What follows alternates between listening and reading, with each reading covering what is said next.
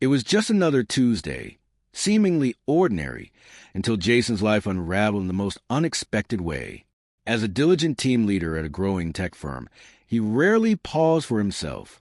The last several weeks have been a whirlwind, looming project deadlines, marathon meetings, and barely enough time to eat. So, in an unusual decision for him, he chose to extend his lunch break and take a breather. He couldn't have known that this small act of self-kindness would lead to the greatest betrayal of his life. Jason thrived on routine. Every workday, without fail, he'd grab lunch in the same nearby deli. But something different stirred in him that afternoon, a quiet nudge, a nostalgic pull. He found himself driving across town to a quaint little cafe that once held fond memories. It was a spot he and Amanda used to visit often back, when their relationship was new and full of laughter. They hadn't gone in years, but the thought of it brought a strange sense of comfort. Stepping through the door, he was greeted by the warm scent of coffee beans and buttery pastries.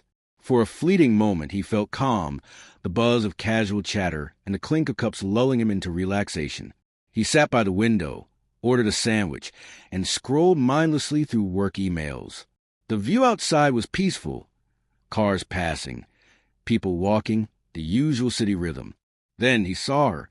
At first, he rubbed his eyes, assuming fatigue had gotten the better of him. Amanda was supposed to be at work, not anywhere near this side of town. Yet there she was, smiling, her hand tucked in someone else's, the two of them strolling together as if they had all the time in the world. They stopped just outside the cafe, standing close, whispering, laughing, eyes locked like lovers. Jason felt like the wind had been knocked out of him. His body stayed perfectly still, but his mind raced. Maybe there was an innocent explanation. Maybe he was mistaken. But deep down, he knew better. As the couple crossed the street into a boutique, curiosity and dread overtook him. He followed, staying far enough to remain unnoticed. Inside, Amanda was holding up clothes, modeling pieces, while a man watched her with admiration. Their behavior left no doubt. They were more than friends. Eventually, they walked out of the store and headed toward a nearby hotel. Jason stood frozen as they entered together, the truth becoming painfully clear. His wife was cheating, and by some twist of fate, he'd caught her in the act. Back at home that evening, the weight of the day pressed heavily on Jason. Amanda greeted him with a familiar kiss, her smile untouched by guilt.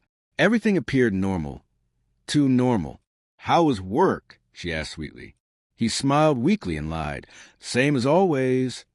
They ate dinner together, shared casual conversation, but the world Jason thought he knew had shifted. It now felt like a performance, a carefully crafted illusion.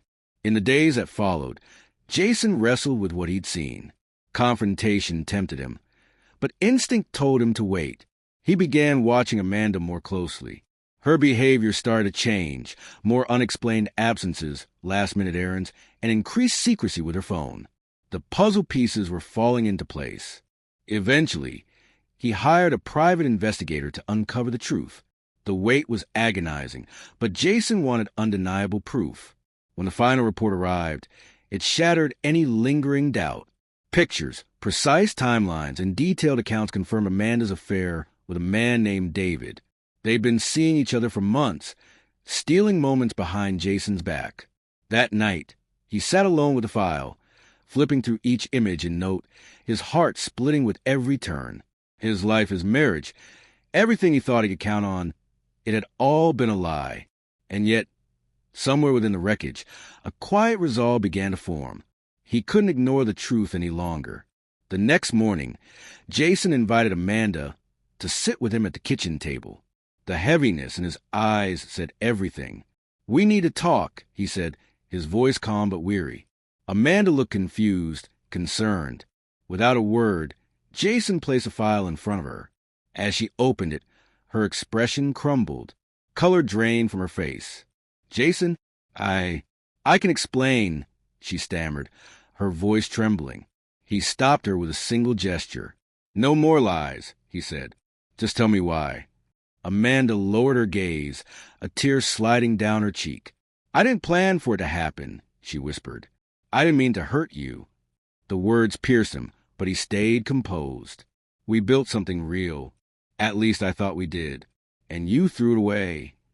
She sobbed softly, unable to respond. The silence between them felt endless, thick with all the things left unsaid. In the following days, Jason began packing his things. The house, once full of shared memories, now felt cold and foreign. He filed for divorce, knowing that whatever love had existed couldn't survive the betrayal. Amanda called and texted, begged him to reconsider. But Jason had made peace with the truth. Their story had ended. He poured himself into work, took up new interests, and leaned on friends and family. Slowly, he started to rebuild not just his life, but his sense of self. He rediscovered passions he had forgotten, visited places he once loved, and allowed himself to feel again bit by bit. One sunny afternoon, while walking through a park, Jason paused to watch a young family playing under a tree. The laughter, the lightness of their joy, it stirred something deep in him. For the first time in a long while, he smiled without pain behind it. Maybe, he thought, life still had something beautiful to offer. And with that thought, he moved forward, not forgetting the past, but no longer shackled by it. His journey had been painful and raw, but it shaped a man who was stronger, wiser, and finally free to embrace whatever came next.